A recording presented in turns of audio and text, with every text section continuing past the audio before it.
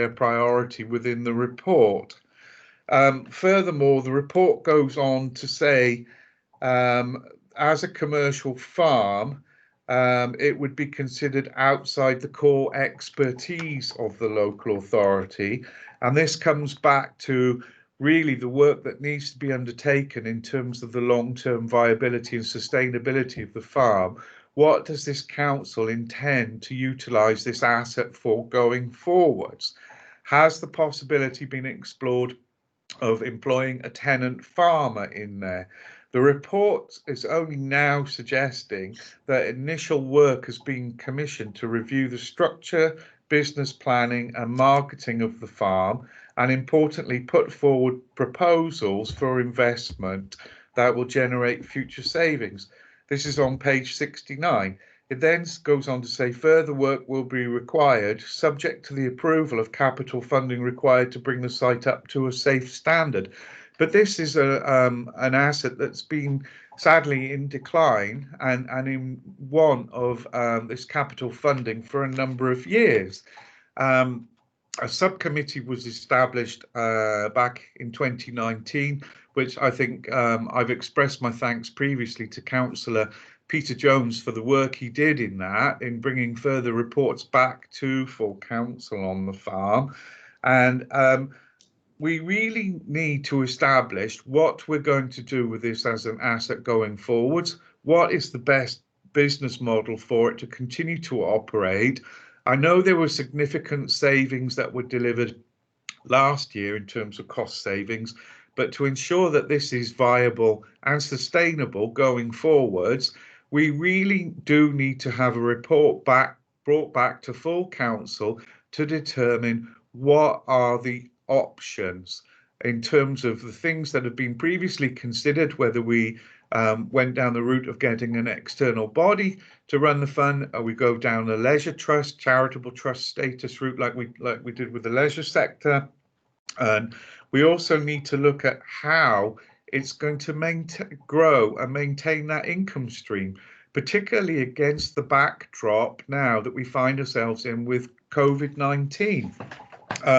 That's the other thing as well.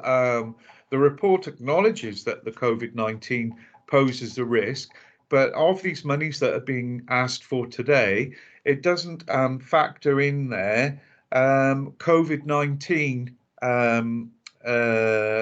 measures that would be required, like hand sanitizer, hand washing points, one-way systems, traffic flows, and particularly at the moment with restrictions on number of people gathering in a particular place, I find it very hard to see how we can look to increase these future income streams.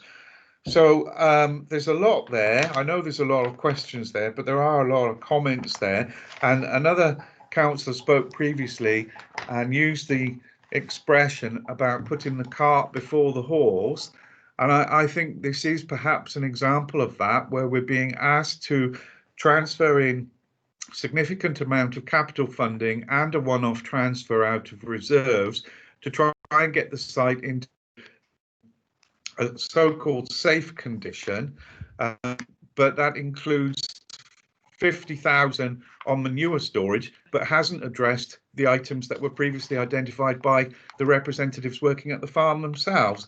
I think this item should be deferred until council has had the opportunity to discuss and debate a full business plan and proposal put forward for this farm, so we can look to see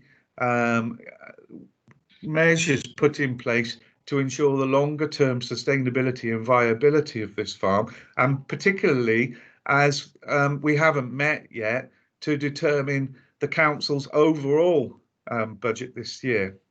Thank you. If I bring in Fiona first, she might be able to answer quite a bit on why this has come now, and then I'll bring Keith back in. Okay, that's great. Thank you. Can you all hear me? Yeah. Okay, good stuff. So thank you for your points, Hugh. I appreciate where you're coming from. What I need to get across in terms of your latter points is the fact that this work needs to be done regardless. Members have made the decision that they want to keep the farm open. So with that premise, this work is the basics. It's what is absolutely needed to be done. I believe that the landslide is cutting off, or will potentially cut off, part of the paddock, for example.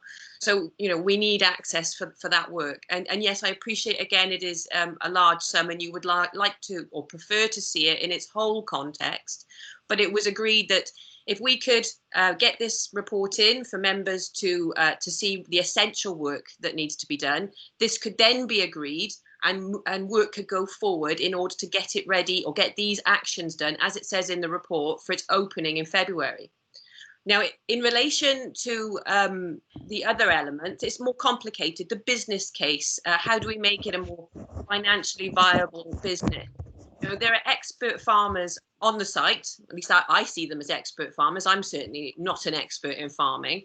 How do we now turn it so that it's expert in terms of making it a business prospect? And that's the key part, where we're trying to, or where we have brought in services to give us that guidance. And obviously that's completed, that will be shared with speed, or at speed, for members to then consider what actions we can take forward. And I mean, some of them are going to be perhaps what we would call quick wins, some simple things that we could potentially do just to make the experience easier, to book online, to look at the website, from other more extensive things that will look at play equipment and other options. But I don't want to prejudice that, because I want to see, just like you, what that report looks like. And then, you know, make decisions from the evidence that we're provided. So I just want to reassure all members that this is just, like I say, this is the bit, that the basics that need to be completed.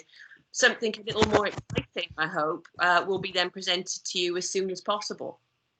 Because the intention is that we would like that some of those works, if members are willing, to also take place during this this period where they're shut, because that's the ideal time to do that. And it's all about whether members feel that's an option. Oh, one of the other points that you raised as well was about the hand washing.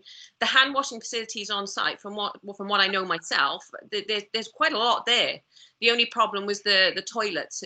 So in terms of COVID, one-to-one, that was that, you know, you'd have to take one person in and one person out. But these are other things that members can explore and look at going forward. Okay, Keith, did you want to come back on that? I think Councillor Cross has pretty well answered most of the points that we need to cover. I think in terms of external funding, we always keep an eye on anything that may come up. And as of yet, we haven't been able to secure anything, although we have got the offer of some sponsorship for a fairly small amount of money. I've been talking to the local college about anything we can do with them, and there's been a level of interest. But unfortunately, just as we were getting into the detailed conversations with the college, we were shut down and those conversations ceased. So there are a number of areas. I mean, I think Councillor Cross is correct. This is the essential work we need to do. The intention was always then to bring another paper with detailed business cases for you to agree or not agree. And I think we've certainly listened to the staff, and the areas that you mentioned were certainly areas that we'd looked at further, and indeed have got the costs for. But I think essentially today we need a decision one way or the other. Are we going to do the essential maintenance, which will allow us to open in February, which is what we've tried to reassure the staff, whilst at the same time get on with working up the business cases for a new and more exciting offer. But there's no, it has to be a business. There's no two ways about it, and it will compete with other businesses, and members have got to understand and accept that. So, we want it to be a good tourist attraction, but to do that, we're going to have to invest some money in it. Okay, I've got Councillor Nicholas Jones next. Yes, thank you, Madam Presiding Officer. Firstly, thank you, Hugh, for bringing up those very, very good points. I just wanted to take that just a little bit further. When I look at the recommendations, particularly 8.2, and we actually look at what we're being asked to approve here, it says £240,000 of capital funding for Green Meadow Farm to be used for the following purposes: works to maintain the fabric of the site, and works to ensure current services and income levels remain possible. My concerns are that this is not an insignificant amount of money, and we still don't know, even after having spent this money, as to whether this site is going to be viable or not. And it just seems to me that we need a little bit more reassurance on two facts. Number one, that we've got landslide there. We've got very, very significant ongoing costs after this 240,000. Have we got an idea of how much money this is likely to be? And even having spent that money, are we then going to have any form of current services that are going to remain possible on that site? And I think that the point that we're making is that we need a business plan so that we know what this site is going to be used for going forward before we make any further capital investment on this project. So I am a little bit unsure that whether this 240,000 will actually achieve the works to ensure current services or not. And I think we need to have a lot more discussion about this before we spend this sort of money.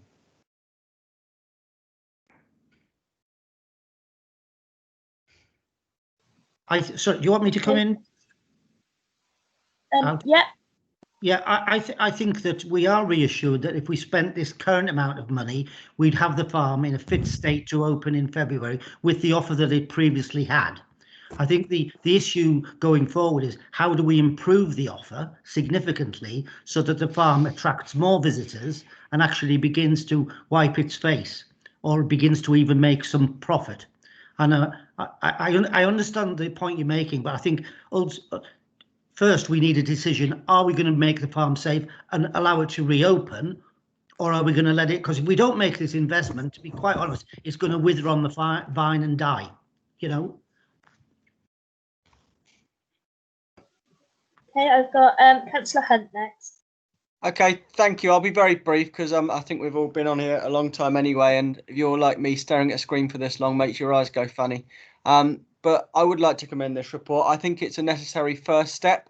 I think it's a bit of a chicken and egg situation that's been described there by Councillors Jones and Bevan. I understand the point that they want to know there's something at the end of the tunnel that's going to be sustainable.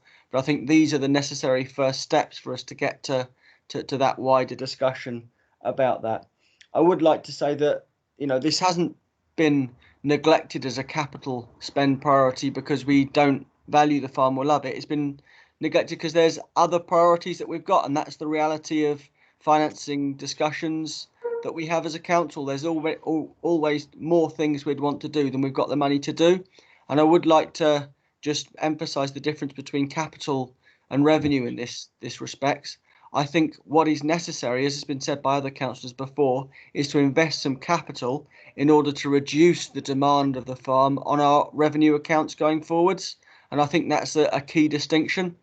The farm is never going to make millions of pounds. It's there as a valued public service and a valued visitor attraction itself. But whether you come at this report from a positive view of being in love with the farm, as many of us are, or whether you come at it from more of a perspective of just wanting it to wash its own face more in terms of cold, hard finance, I think both of those are answered by this report as a first step to getting the farm back to where we want it to be. So I would commend this report, and I would like to thank the officers who have been involved in this so far, and also the members, both on Cabinet and Scrutiny, who have looked into this. This is one of the many issues we look at as a council that haven't got many easy answers. There are no easy options or obvious choices in this. Unfortunately, politics seems to have, degraded, especially on social media, to people trying to shout easy answers back at each other. The farm's a great example of how there aren't easy answers. I believe we do need to invest in order to have a positive future for what is a valued public service. Okay, I've got Councillor David Daniels next. We've clearly all got opinions on the future of the farm and what we can do with it. But listening to Keith and reading the report, it seems pretty urgent that that all those opinions on what happens with the farm are null and void unless we agree this report today. So my contribution is just to move progress, because I think we need to get on with this and just vote it through, and then have the debate about the future of the farm and what it becomes or what it stays as or how we improve it. That's for another day. This is very essential stuff that we need doing today. Okay, I've got Councillor Kemp next. Thank you. But basically, I've read the report, and basically where I am in regarding the £240,000. My main question is what would happen if we didn't support it today. The fact that also there's two avenues to go down here when it comes to the £240,000. The first and main avenue is the health and safety. We've got to ensure that the health and safety is in place for the farm, otherwise we are liable to go forward. In regarding how the £240,000 is spent, the one bullet point is manure storage of £50,000. I'm not sure how many animals we've got on the farm, but is that truly a health and safety issue? When it comes to the accessibility improvement for who, as in the general public or staff or whatever, those two bullet points is £100,000. And so where I am is basically, am I going to sign up to spending £240,000, which isn't all health and safety, if you like, at the end of the day, or basically am I going to have to wait for another report, knowing that when it comes to the Green Meadow Farm, this has been going on for years and there's no conclusion, if you like, at the end of the day. For me, it's a case of, yes, we have got to get the health and safety right, i.e. the £85,000, and possibly, even though it's a medium priority, there's a retaining wall that needs to be basically maintained as such. Those are the key bullet points for me. So it's whether or not that £240,000 can be reduced today to just the health and safety side, if you like, knowing that, if you like, we can then basically receive a future report from Keith in regarding the maintenance of the farm going forward as such. As it stands at the moment, I'm sorry to say, if you like, I'm not going to support it unless I hear anything different. But my worry with that is basically how is the council going to basically repair the landslip and the retaining for a wall, knowing that it hasn't got the members backing. Thank you. Keith, before you come back, Fiona wants to speak. Answer some of it. Thank you. I hope you can hear me. In relation to the question that was just raised, or points that was just raised, I think it's important to consider the fact that it is a working farm with our employees on site. And so when we're talking about health and safety, we're not just talking about health and safety of the public, we're talking about our own employees. So although a manure barn may not seem a crucial part of the farm as a tourist attraction, it is a part of the working farm, and it is what we expect our employees to be able to access safely.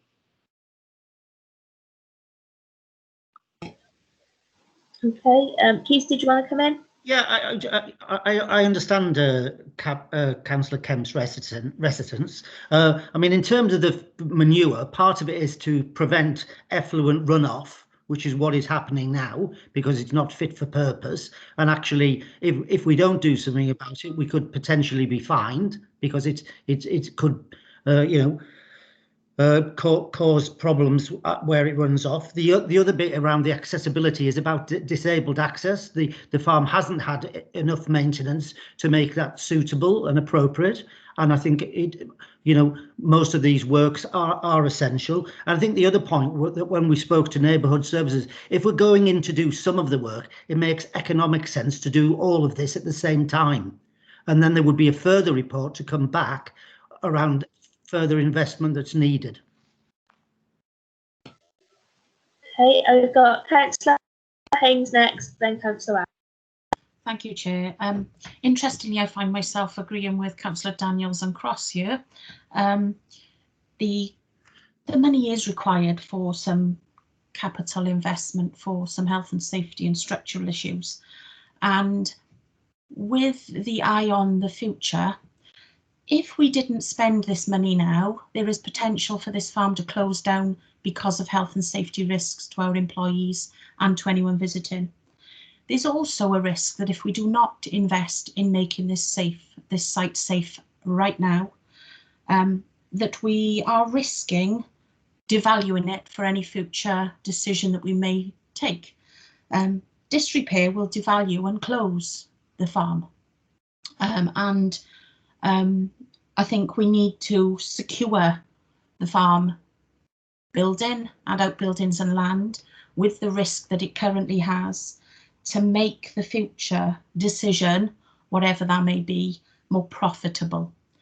So I would like to also move that we now make a decision and move on with the meeting. Thank you.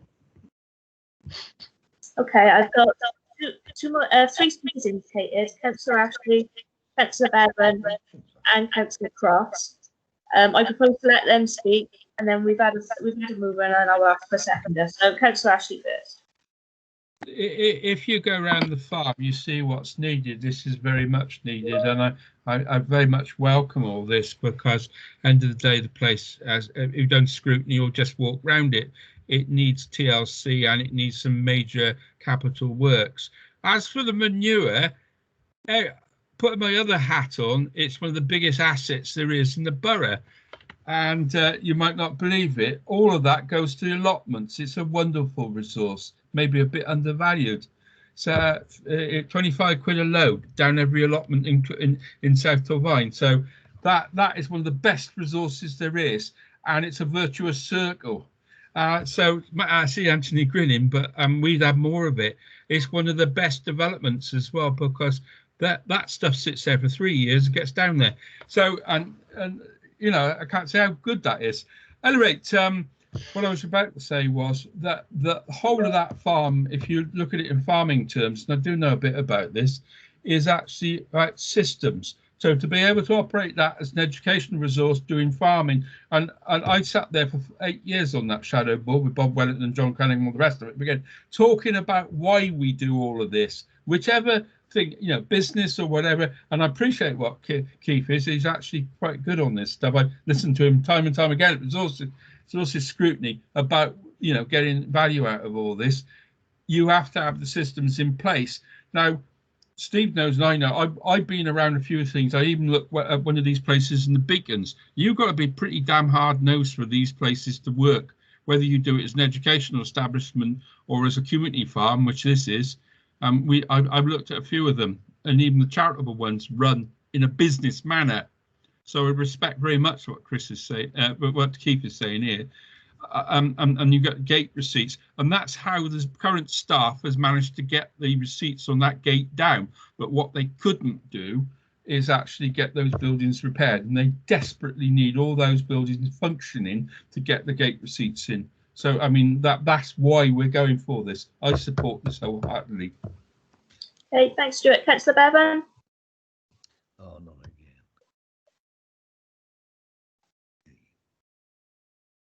For letting me come back in. I just wanted to come back in because the leader touched upon the emphasis I placed on the financial aspect to the farm and it going forwards. I did also stress that we needed to look at the business model and the future role and function of the farm as a whole. I've got to say I was a bit of a convert on this after having getting involved with scrutiny and seen the non-financial positive contribution that this farm does actually make to children within the borough. So I just want to put it on record. It's not solely about the financial aspect to it, although I think that's important. I think the council needs to recognise the educational value, the community value, and the other benefits that this farm does provide. And if you are going to acknowledge that, you have to also attribute a corresponding financial value to be able to support that going forwards. So that's the point I was trying to make and try and get across. I wasn't solely focusing on this amount of money that's been we've been asked to contribute now. Yes, it does require significant capital investment to bring it up to a safe standard to be able to permit it to reopen in February. There's no doubt about that.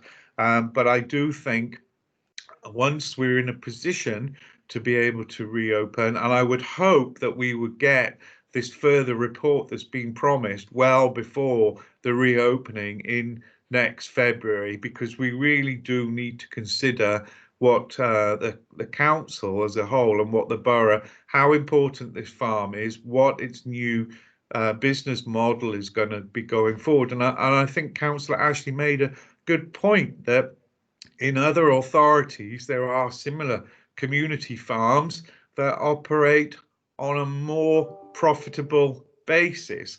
And the reason why I'm coming back to money again is because the more profitable, more business-minded it is, the less of a subsidy will be asked to make as a contribution from this council going forwards. But don't get me wrong, I'm a keen supporter of the farm. I can recognise the benefits that it brings to people's physical health, mental well-being, as an educational facility, as a community hub for allowing various groups to meet and undertake different activities.